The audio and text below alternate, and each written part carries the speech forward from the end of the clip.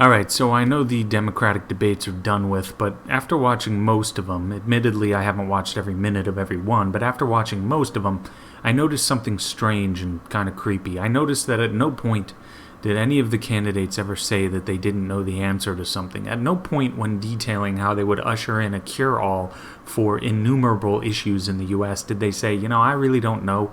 This is a complex issue. Let me get back to you on that. Or what would have been even better is if any of them said, I don't know the perfect solution to all these problems, and you should become extraordinarily suspicious of anyone who says that they do know a perfect solution. You see, that would have been one of the more rational answers one could give to a lot of these questions. But you never hear that answer.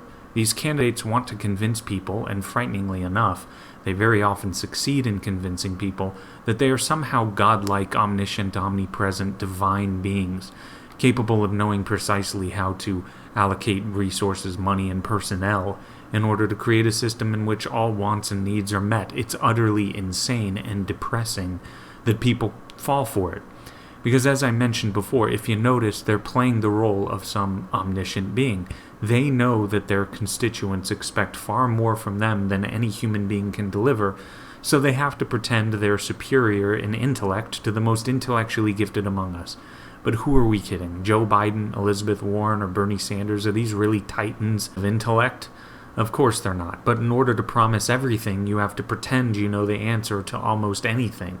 No humility is allowed in this, because the admission that one is merely a human being incapable of managing the markets and industries networked and interconnected with hundreds of millions of people, well, you have to pretend you'd be able to do all that, which is asinine. And is this the fault of the politicians? Sure, to a large extent it is.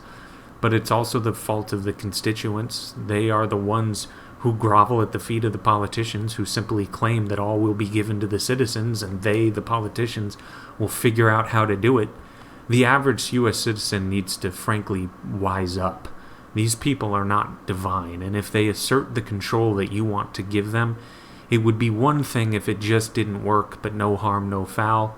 But that's not how these things end up. They end up massively distorting the economy and misallocating resources to the point where everything gets screwed up.